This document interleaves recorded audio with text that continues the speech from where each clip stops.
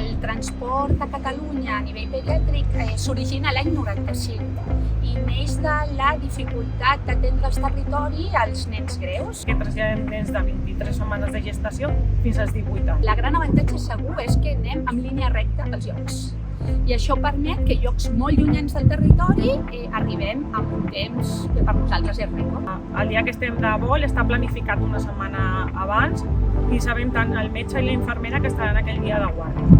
Llavors, a les 7 del matí ens busquem tant el metge com la infermera perquè estem treballant en les nostres UCIs, ens trobem i truquem a la UMA, que és la unitat de mitjans aeris, per donar l'operatiu de l'equip mèdic. El temps d'activació que tenim, que és així com el denominem, des que rebem la informació fins que arribem aquí a l'heliport, que arriba a l'helicòpter, són 8 minuts. En el moment del trasllat des de Sant Pau fins al lloc de l'Hospital Emissor, parlem del briefing del pacient perquè tots els 4 tripulants tinguem coneixement de què és el Text. Per pujar un helicòpter es necessita una formació específica. Has de tenir coneixements aeronàutics, coneixements de seguretat aèria i especificitats mèdiques, coses així que canvien quan un es puja a un helicòpter i canvia la pressió de l'aire, canvia el transport d'oxigen.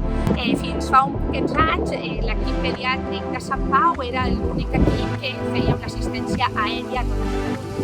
Des de fa un parell o 3 d'anys aquest equip s'ha desdoblat a 2 centres i fem setmanes alternes entre Sant Pau i l'Hospital Parc Nou.